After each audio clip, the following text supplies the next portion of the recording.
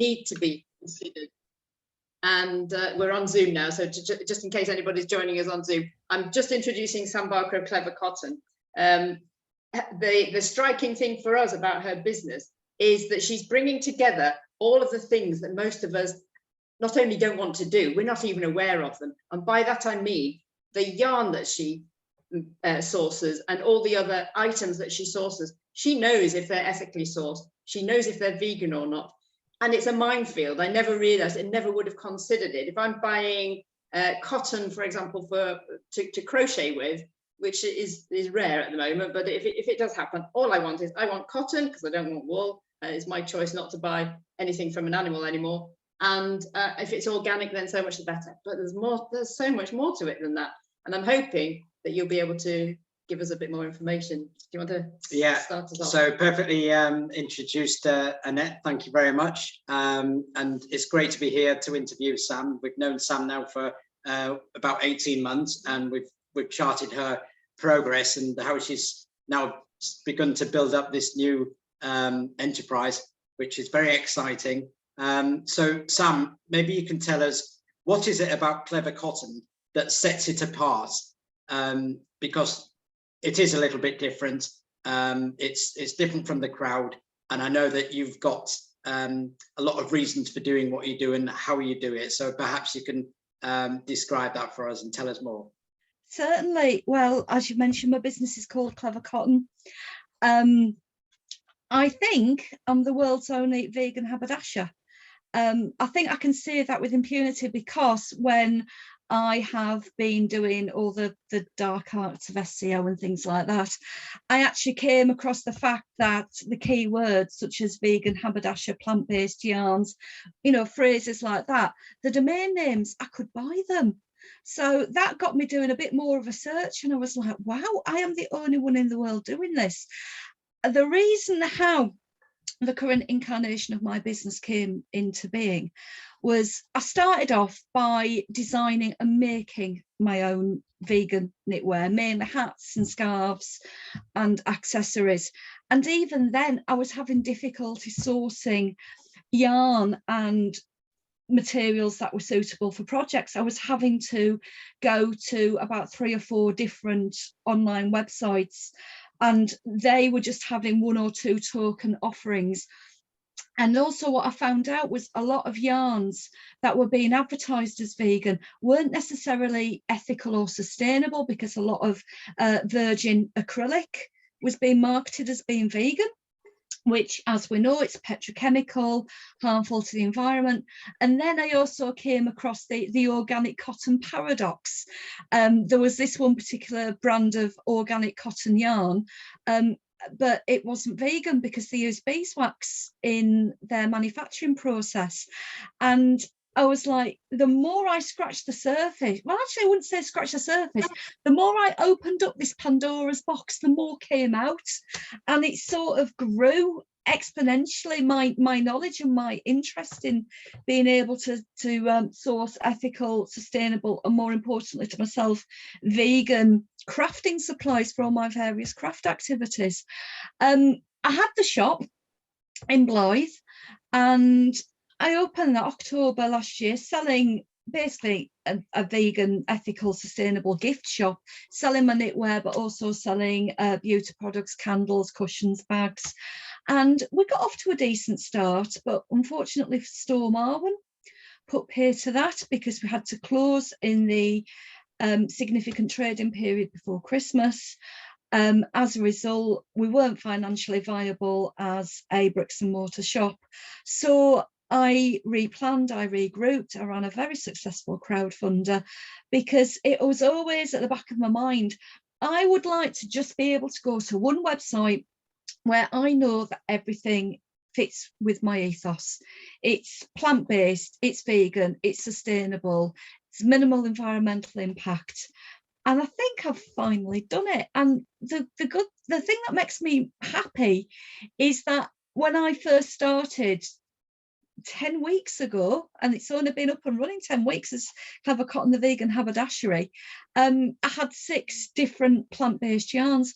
I'm now up to 20, and there's more and more coming out. I'm getting phone calls and emails from suppliers saying, we're bringing this out, we're bringing this out. And that really, really makes me happy. The fact that I am demonstrating that there is a need for this directly to the suppliers, because I have got customers that are wanting these supplies, and manufacturers are actually responding to our needs.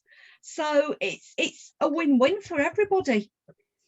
So essentially what you're saying then is that you're the one-stop shop for anybody who wants to source sustainable, ethical materials. And vegan.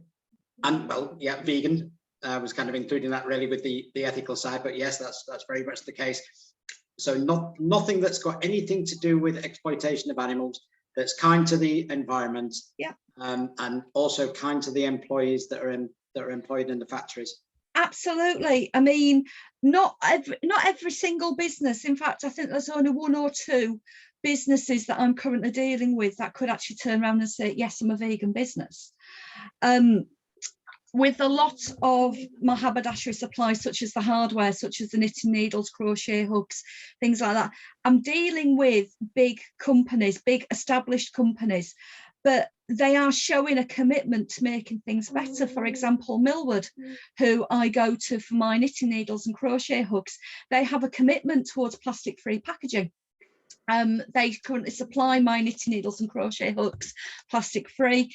I am stocking the soft grip crochet hooks because, let's face it, I'm getting on a bit and I want a little bit of comfort when I'm doing my crafting. They're doing that with recycled plastics. Their needles, the sewing needles and everything, there's a commitment that that is going to be plastic free packaging next year.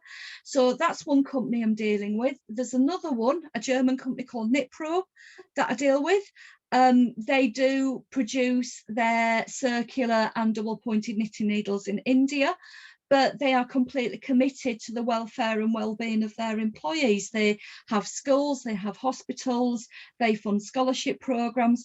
You know, just because something is made in what is perceived to be a developing country doesn't mean to say that there has to be an exploitative relationship going on there. The fact that they are investing in their community that they produce these goods in, as well as having the environmental commitment, means to me, yeah, you tick these boxes, I am more than happy to stock your products. So it is a case of being a bit of a Columbo when you start dealing with people and asking the questions, because sometimes going out there and saying, right, are you a vegan business? People don't know how to answer. But when you start saying, how do you make your goods? How do you treat your employees? People are a lot more open to answering those kind of questions. And that is I mean, there is, going back to the company that I mentioned about being so proud of the fact that they used animal-based dyes in the yarns, the fact that used organic cotton, and the lady so proudly said to me, and we use beeswax in the manufacturing process instead of animal waxes. And I'm like, oh, you've just missed the point there. But they do have a commitment to phase that out within the next 18 months, because they now actually realise that this fantastical product they thought they had doesn't actually meet the market that they thought it was going to meet, because of their lack of information and education about veganism and what it is to be cruelty-free. They didn't actually realise beeswax was actually a problem. And I didn't realise myself what an issue bees and honey and beeswax was, because I think everybody has this pastoral view of agriculture where everything's all lovely and fine and the animals are happy and everything. But when you actually get to the nitty-gritty, even something like honey and, you know, the manufacturing process that goes on there, you cannot have cruelty-free honey. So it does open your eyes a hell of a lot. It really does, and it opened our eyes when we heard you talking about it, and it proved to be quite fascinating, actually. So what's coming up next for Clever Cotton, or what's going on at the moment, whichever is most relevant to you? Well, I am forging relationships with even more companies in terms of, and I will get the box to show you what is coming up, because I'm incredibly proud of all of this. I'm even getting supplies sent to me all the time by companies, and new yarns which are about to come on for sale, such as this Fair Cotton Mariner by Katia. Katia are a Spanish company, and in their autumn winter collection coming out this year, they have got at least 7-8 vegan compatible, environmentally friendly yarns, which I'm absolutely over the moon about. This, it's got certified, which means it's organic, it's vegan friendly dyes, and it's the most beautiful self-striping yarn, and it comes in a massive 200-gram ball. So this is basically a shawl or a, you know, a throw for a chair in one ball, which is absolutely fabulous. But the thing I'm really excited about is this product called Ecos, which is this, and they actually advertise this as being the world's most sustainable yarn. It's completely recycled 100% PET plastic, and it's made within a closed loop system. So basically all the water within it is recycled, everything within the manufacturing process is recycled. I've not made anything from it yet, but it's got such an unusual texture to it. I can imagine this being really good for sort of like homewares kind of projects, if you're making draft excluders or cushions or anything like that. But you know, the fact that they're even calling stuff veganette, and it's just the most lovely, soft, squishy yarn. And another one I've got, because bearing in mind, one of my launch yarns was the vegan cashmere. Oh, yeah. Which is amazing. It's soft, it's fluffy, and the reason that they can get that texture is because the spinning process, it's blown to make it fluffy. This is like its little sister. It's called Concept Ultra Soft, and it feels just like merino or woolen yarn. But the main advantage, even if people aren't vegan, even if people aren't that bothered about the ethical and sustainable side, of course, which we are, the big advantage again with my cotton, with my vegan cashmere and my vegan merino, is you can stick it in the washing machine and it doesn't shrink. Yeah. And it's easier to look after, and it's actually a lot cheaper. For example, my vegan cashmere, if you were to buy a 50-gram ball of cashmere, you're looking at £15, £17.50. Mine is £5. So to get something with the equivalent feel and the equivalent look that you can stick in the washing machine, you're actually making it for the fraction of the price. So not only is it environmentally friendly, ethical, vegan, sustainable, it's a lot more price conscious as well. So you can make the most wonderful, luxurious feeling garments for a fraction of the price than what it would be. It's almost like you're paying a cruelty tax. I think that's I think that's a really important point that you've just made as well, because if somebody isn't really concerned about the ethical side of things, whether it's vegan or not vegan, the products that you're talking about actually stand up in their own right, and they're not inferior to the ones that you might source from. Absolutely not. I mean, when I've been doing live events, mainly at Alnwick markets up in the northeast, I would say, hand on heart, not a single person that has bought yarn from me recently in a face-to-face environment has been vegan. They have bought from me because they have absolutely loved the quality of the products that I've been selling them. The sock yarn that I've got, and unfortunately I don't have a demo with me because I've just been down to my little warehouse today to have a bit of a tidy up and get ready for vegan camp out. The yarn, it knits the pattern of the fruit in it. So the watermelon, you've got the red, you've got the green, you've got the little black seeds in amongst the red, and that is naturally knit, that is already in the pattern. So you just knit that sock and you've got a watermelon. People are absolutely loving the quality of it, as well as the different textures And like I said, it is just something different, and they are quality products that I am stocking. And every time I get a box full of samples, or if I get a new delivery, it's like Christmas. It's fabulous. I'm really loving what I'm doing at the moment. Now, I love as well that you're effectively prodding away at the producers so that they're having to up their game all the time, because they know that there are people there starting to demand more, and that's really good. So you're educating in both directions, which is exactly. I mean, a lot of what I am finding, and I'll give the example with Kremke and BC Garn, when I was asking about, you know, this is plant-based and you're doing this, is it actually vegan? And they're actually going back, having a looking through their processes and stuff, and coming back to me going, you know what, it is. And I'm saying to them, well, why don't you actually put that on your advertising blurb that it is? Because, you know, you are missing out here. Because, I mean, I know the arguments are there. You know, if you put vegan on it, does it actually put people off? Is it, you know, does it actually bring people in? Well, I'm finding it to be a mixture of both. Some people, you know, when I've advertised on Facebook, you know, some people are going, oh, well, I've heard it all now, vegan knitting yarns. I says, well, actually, do you knit with acrylic? Do you knit with cotton? You know, it doesn't take that much of a leap to go, you know, all knitting yarn is not wool. In fact, I know of a knitting yarn shop not too far away from me, and it has wool in the title. And I walked in there, this had been about 2 or 3 years ago, and I don't actually think they had a single ball of wool in there, because it was all acrylic. A bit of a fire hazard, I know, but and it's an odd one, because people you wouldn't expect to have concerns about the environment are all of a sudden going, oh, well, that's a good idea.